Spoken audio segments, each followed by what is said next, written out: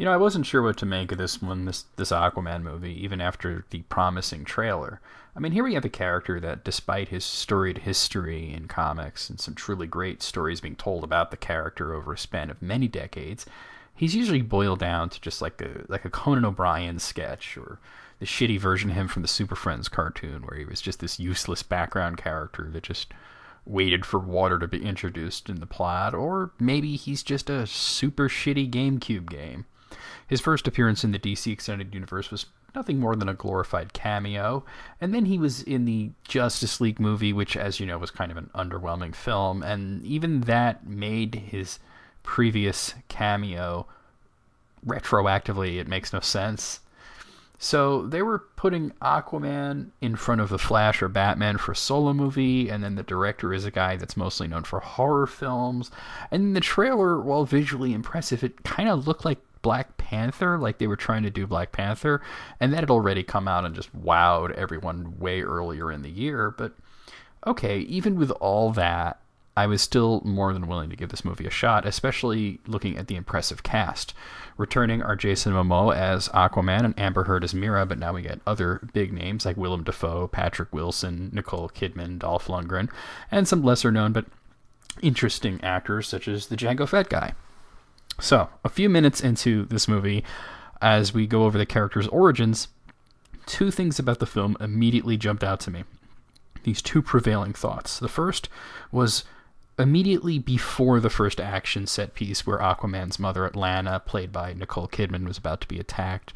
This movie is very, very obvious. By obvious, I mean that it works on the one level that it exists on. Its attempts at subtlety are few and far between and are extremely transparent.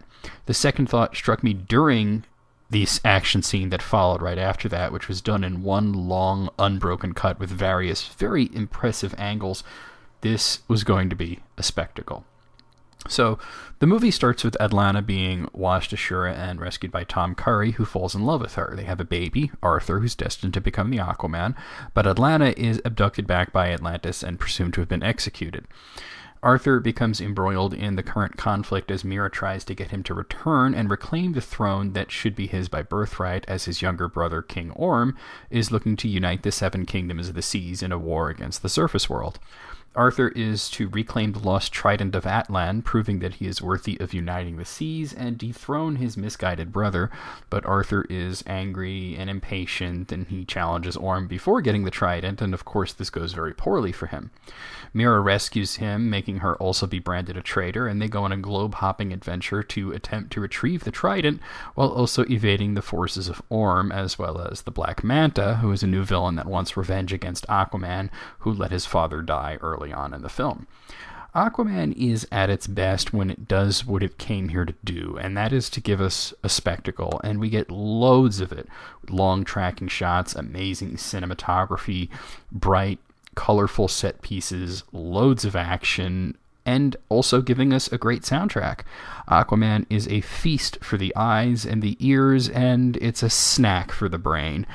Your brain won't be challenged at all during any point of this film, and it doesn't pretend to be anything other than the grand spectacle that it is.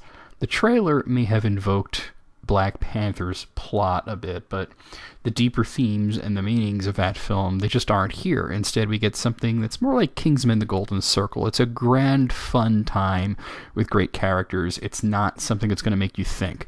As far as escapism films go, there aren't a lot of them in the superhero genre anymore, so it's actually kind of a welcome change of pace. Aquaman succeeds at being just a fantasy action movie that will blow your eyes to the back of your skull, just as long as you're not expecting it to be, particularly smart. I'm going to give it an 8 out of 10.